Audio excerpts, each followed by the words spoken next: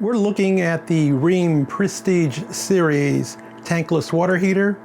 In the wintertime, this unit's able to keep up with 2 showers, someone doing dishes, and the clothes washer running simultaneously. But like all appliances, it needs occasional maintenance. Today I'm running a solution of distilled vinegar to flush out any lime and sediments in the system. And depending on where you live and your water type, this may be an annual event or every other year or every 3 years. In addition to flushing, we also check the inlet water filter, and that, again, depending on your water conditions, may be a monthly event, semi-annually, or yearly.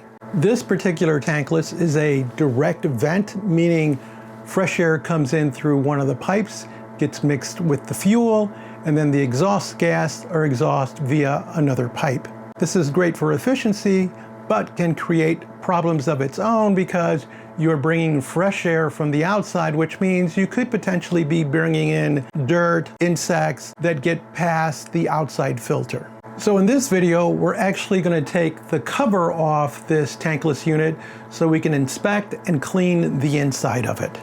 To take the cover off, we simply remove a total of 6 Phillips number 2 fasteners. There are 2 at the bottom, 2 in the middle, and 2 at the top. And just like when you flush the unit, you're going to make sure that there's no power, water, or gas going into the unit.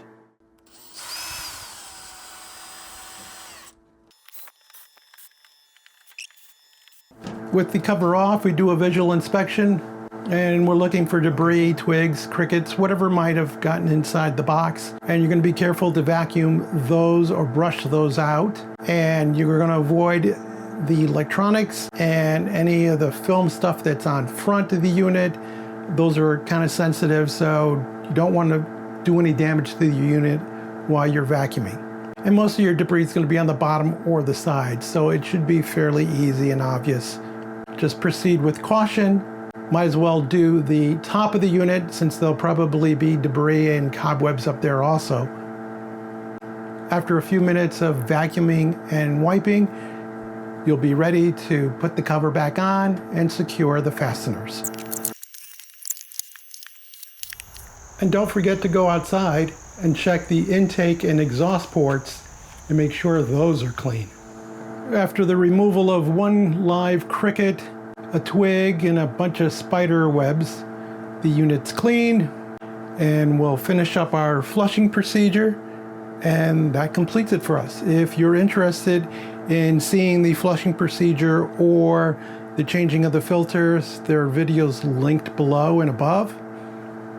And if you found this video interesting or useful, give us a thumbs up, leave us a comment, join the subscription team, and as always, thank you ever so much for watching.